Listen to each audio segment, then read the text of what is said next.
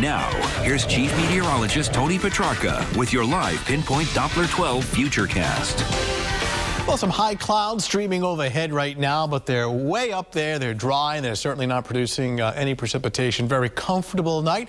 Check out what I'm tracking, which includes this dry weather pattern, at least for the time being. In the weekend, all along since early this week, forecasting a decent weekend that is still in the cards. Happy to say that there are no changes to that. Mainly sunny for tomorrow. A few extra clouds late Sunday afternoon, but even Sunday is looking pretty good as well.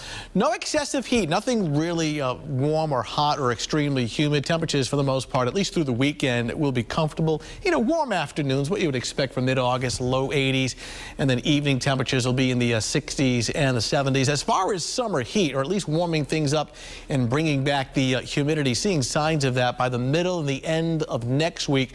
Wouldn't call it excessive, but certainly upper 80s to near 90, along with higher humidity possible by the latter part of next week. In the meantime, the tropics are somewhat active. We've been keeping an eye on Erin. In fact, you see this little flare-up of white right in here in the satellite photo? That's an indication of some thunderstorms flaring up near the center of circulation. So Erin, which was a depression, has now become a tropical storm again. Only winds of 40 miles per hour. The track next several days will probably take it into the central Atlantic, and it may actually weaken once again. So the long-range prospects for Erin right now don't favor any kind of rapid intensification. I mean, it's way out in the eastern Atlantic. It is very far away from the continental U.S.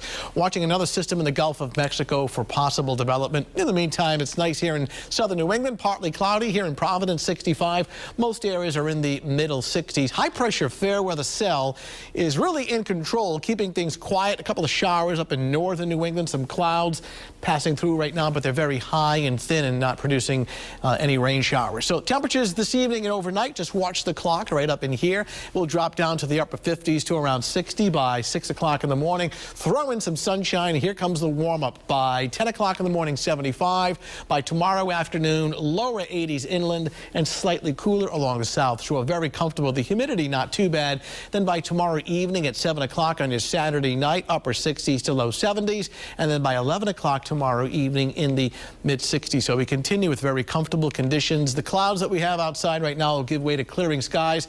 Overnight lows about 55 to 60. Beautiful start to the day tomorrow morning, upper 60s to low 70s to start the morning with plenty of sunshine, and then during the afternoon topping out upper 70s to low 80s. And the humidity is still not bad, so rather comfortable.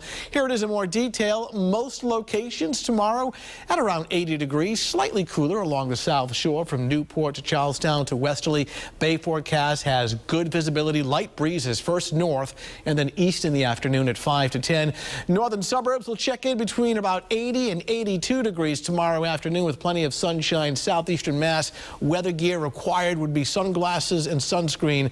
It looks pretty nice. The dry weather extends into Sunday. Here comes that warm up next week. Notice upper 80s to low 90s possible, and nighttime temperatures 60s and 70s. Some clouds arriving late Sunday afternoon, but overall Sunday is a good day. Don't cancel any outdoor activities.